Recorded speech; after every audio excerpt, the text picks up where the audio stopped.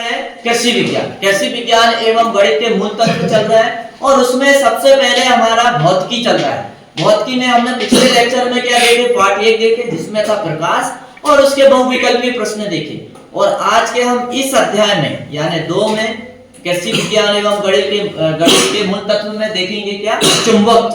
क्या देखेंगे, चुंबक। और चुंबक कुछ नहीं होता, चुंबक में एक जो गुण पाया जाता है ना आकर्षित करने वाला, चुंबक के अंदर एक दूसरे को आकर्षित करने वाला गुण जो पाया जाता है ना उसी को चुंबक कहते हैं। क्या कहते हैं, चुंबक कहते हैं। अब चुंबक में 2 ध्रुव होते हैं, एक होता है N और एक होता है S, है ना, यानी उत्तर दक्षिण। और ये कभी भी ये दोनों चुंबक के ध्रुव जो है समान ध्रुव नहीं मिलते हैं। कभी भी कैसे ध्रुव मिलते हैं, असमान ध्रुव मिलते हैं। समान ध्रुव का मतलब ये होता है यदि आप 2 चुंबक को यदि रखोगे, 2 चुंबक को रखोगे ऐसा आमने सामने, तो कभी भी N और N कभी नहीं मिल सकते। इन दोनों के बीच में कभी भी क्या नहीं होता है, आकर्षण नहीं होता है। क्या नहीं होता है, हाँ आकर्षण नहीं होता है, मतलब ये चिपकते नहीं। क्या नहीं करते, चिपकते नहीं। बहुत सारी चीज देखेंगे, अस्थायी चुंबक किसके बने रहते हैं, है ना, और चुंबक को आकर्षित करने वाले कुछ यहाँ प्रश्न आएंगे, चुंबकीय आघूर्ण क्या है ना, ये बहुत सारी चीज आपको यहाँ पर पढ़ने को मिलेगी। तो चलिए हम देखते हैं आज के इस लेसन में देखेंगे अध्याय 2 में हम देखने वाले हैं वस्तुनिष्ठ प्रश्न। और वस्तुनिष्ठ प्रश्न में सबसे पहले आपके सामने है कि प्राकृतिक चुंबक है। प्राकृतिक चुंबक जो है, जो नेचुरली रूप से प्रदान किया गया है धातु के रूप में, वो क्या है, मैग्नेटाइट। क्या है, मैग्नेटाइट। यानी मैग्नेटाइट धातु में खुद एक चुंबक का गुण पाया जाता है दूसरी धातुओं को आकर्षित करने का। अब ये दूसरा प्रश्न क्या दिया है, चुंबक बल रेखाएं। चुंबक बल रेखाएं की क्या विशेषता है कि चुंबक बल रेखाएं हमेशा बंद वक्र बनाती है। कैसा वक्र बनाती है, बंद वक्र बनाती है। अगला प्रश्न फिर आपके सामने ये है कि चुंबक के दोनों ध्रुवों के बीच की दूरी को क्या कहते हैं। क्या कहते हैं, चुंबक की प्रभावकारी लंबाई। अब चुंबक के दोनों ध्रुव, मान लीजिए आपके पास एक चुंबक रखा हुआ है, ठीक है, ये चुंबक रखा है और इस चुंबक को दंड चुंबक कहते हैं। तो ये N है और ये S है। इन दोनों के बीच की दूरी, इन दोनों के बीच की दूरी, ये दूरी यहां से लेके यहां तक की दूरी, ये क्या कहलाती है, चुंबक की प्रभावकारी लंबाई। क्या कहलाती है, चुंबक की प्रभावकारी लंबाई। Yes sir, very good. फिर आगे हम देखते हैं क्या है हमारे सामने नेक्स्ट।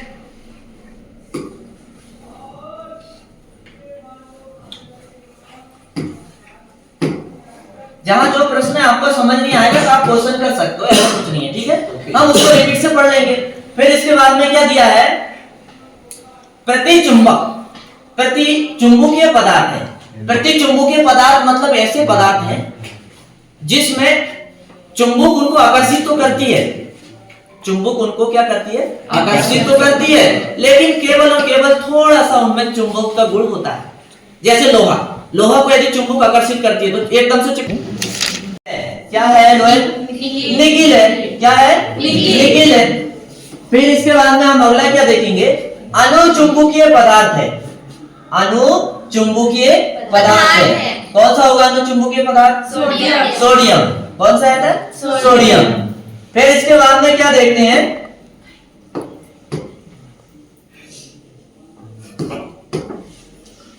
नर्म लोहे का चुंबकन तथा विचुंबकन फौलाद चुंबकन की अपेक्षा कैसा होता है, बहुत सरल होता है। कैसा होता है, बहुत सरल होता है।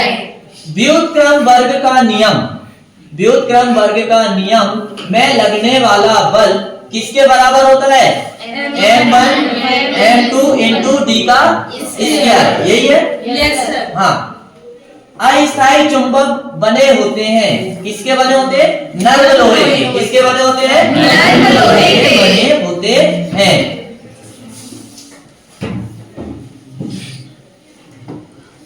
अब इसके बाद में स्पर्शा का नियम चुंबकीय आघूर्ण का दिया है। किसका दिया है, चुंबकीय आघूर्ण जो होता है, चुंबकीय आघूर्ण का सूत्र क्या होता है, 2ml। क्या होता है, 2ml। फिर क्या दिया है, स्पर्शा। क्या दिया है, स्पर्शा। स्पर्शा का नियम यानी उसका सूत्र, स्पर्शा का नियम जो है उसमें कौन सा सूत्र लगता है? उसमें लगता है V बराबर H tan का थीटा, यही सूत्र लगता है। जब चुंबक को ऊर्ध्वाधर दिशा में रखा जाता है तो कागज पर उदासीन बिंदु प्राप्त होता है। कैसा होता है? एक। कितने बिंदु प्राप्त होते हैं? एक प्राप्त होते हैं। अब इसके बाद में क्या दिया है? चुंबकीय क्षेत्र की तीव्रता का MKS पद्धति में मात्रक होता है। क्या होता है? वेबर बटे मीटर स्क्वायर। और MKS पद्धति का मतलब क्या होता है? Metre kilogram second. क्या होता है? Metre kilogram second.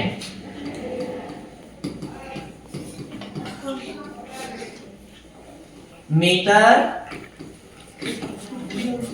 Kilogram second MKS पद्धति का। किसका होता है?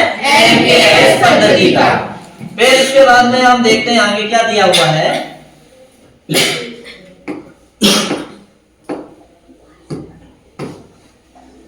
चुंबकीय क्षेत्र में उदासीन बिंदु पर परिणामी चुंबकीय बल होते हैं। कितना होता है? शून्य होता है। कितना होता है? शून्य।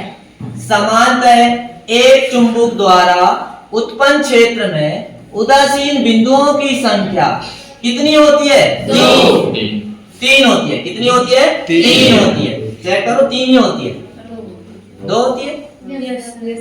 समानतः एक चुंबकीय द्वारा उत्पन्न क्षेत्र में उदासीन बिंदु की संख्या कितनी होती है? दो होती है। कितनी होती है? दो। अब क्या देखिए, ये लीजिए रिक्त स्थान आपके सामने है। रिक्त स्थान में हमारे सामने जो है पहला प्रश्न है, बल का CGS पद्धति में, बल का CGS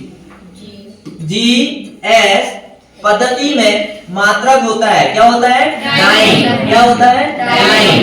और CGS पद्धति का जो है, फिर क्या दिया है? चुंबक के दोनों ध्रुवों के बीच, चुंबक के दोनों ध्रुवों के बीच की न्यूनतम दूरी चुंबक की खालिस्तान कहलाती है। क्या कहलाती है? प्रभावकारी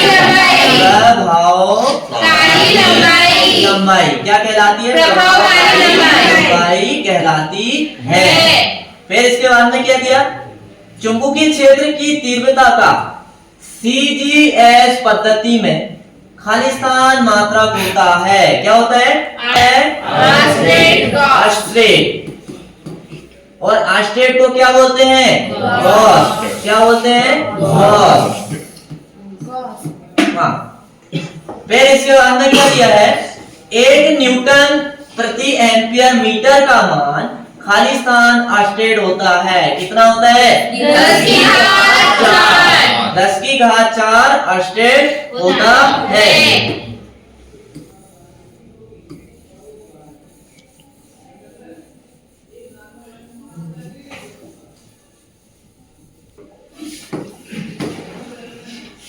SI पद्धति में, और SI पद्धति को, SI जो पद्धति है इसको क्या बोलते हैं?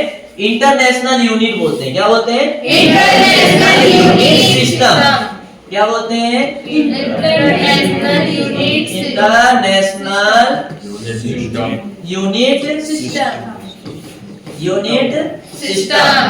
SI पद्धति को क्या बोलते हैं? इंटरनेशनल। अब इंटरनेशनल यूनिट सिस्टम में क्या दिया है?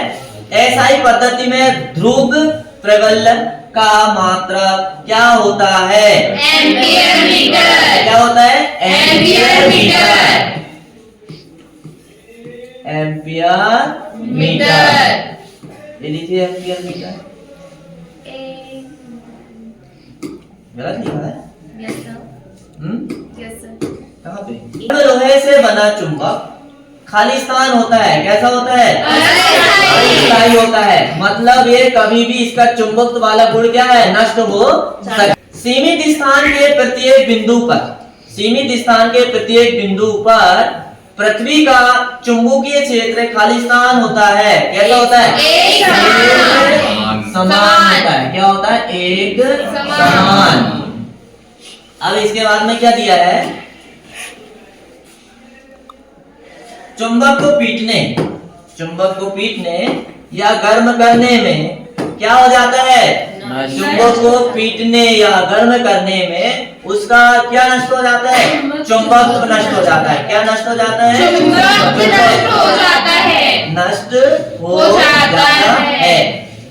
दो ध्रुवों के असमान दो चुंबकों के असमान ध्रुव पास में लाने पर क्या होता है? आकर्षण होता है। क्या होता है? लेकिन यदि हमने अभी असमान ध्रुव को लाए, मतलब कैसे पास में लाए? किसको लाए? N और S के पास।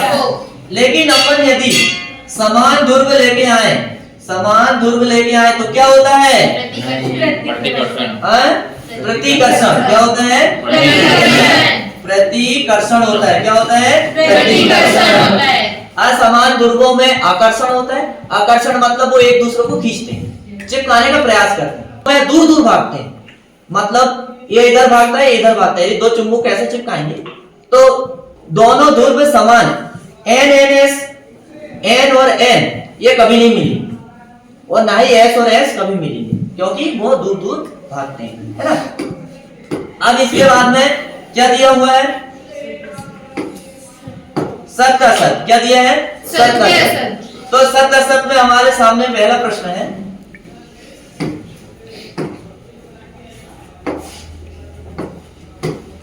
क्यूरी ताप पर चुंबक का चुंबकत्व अधिकतम होता है। ये प्रश्न कैसा है? असत्य है। नर्म लोहे का चुंबकन तथा विचुंबकन फलाट चुंबकन की अपेक्षा बहुत कठिन होता है। क्या? असत्य है। अरे अपन सरल होता भी देखे ना। अस्थायी चुंबक इस्पात के बने होते हैं। ये कैसा प्रश्न? असत्य है।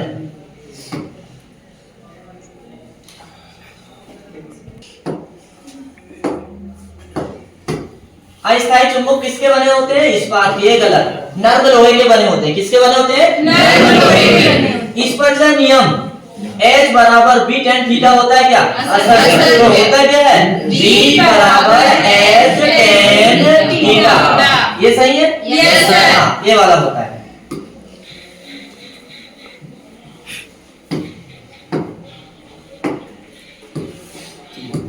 आप देखते हैं क्या? चुंबक का प्रत्येक अणु एक पूर्ण चुंबक होता है। क्या? सत्य है। अरे एक चुंबक का अणु भी है तो वो तो पूर्ण चुंबक कहलाएगा ना, मतलब उसमें आकर्षण करने की क्षमता है कि नहीं? Yes sir. क्षण चुंबक के मध्य में चुंबकत्व का मान शून्य होता है। क्या? सत्य है। ये बात की नर्म लोहे से बना चुंबक है। सत्य। चुंबकीय अगुण अदिश राशि है। सत्य है। ये भी पृथ्वी के चुंबकीय ध्रुव तथा भौगोलिक ध्रुव एक ही होते हैं। असत्य है। दोनों अलग अलग होते हैं। एक शक्तिशाली चुंबक सभी पदार्थों को आकर्षित करता है। सत्य है। चलिए सही जोड़ी देखते हैं फटाफट से। सही जोड़ी में हमारे सामने पहले दिया है 9 सेंटीमीटर है ऑस्टेट से। किससे? 9 सेंटीमीटर है। उदासीन बिंदु का संबंध किससे है? B बराबर H से है। प्रतिचुंबकीय पदार्थ है चांदी। प्रतिचुंबकीय पदार्थ क्या है? चांदी। स्पर्शन नियम बराबर क्या है? B बराबर H थीटा। फिर इसके बाद में क्या दिया? अनुचुंबकीय पदार्थ है सोडियम, मतलब D।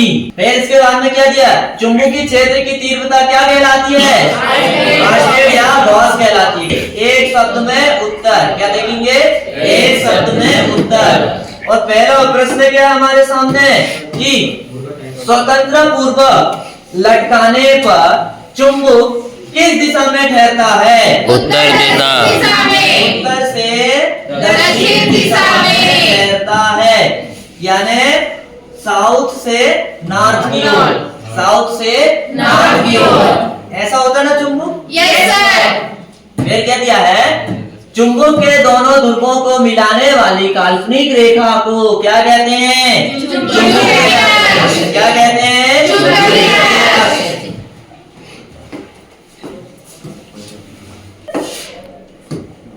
हाँ, क्या कहेंगे इसे? चुंबकीय अक्ष। चुंबकीय अक्ष। अब इसके बाद में अगला क्या है? चुंबक के दोनों ध्रुवों के बीच की दूरी को क्या कहा जाता है? हाँ, चुंबक की प्रभावकारी लंबाई।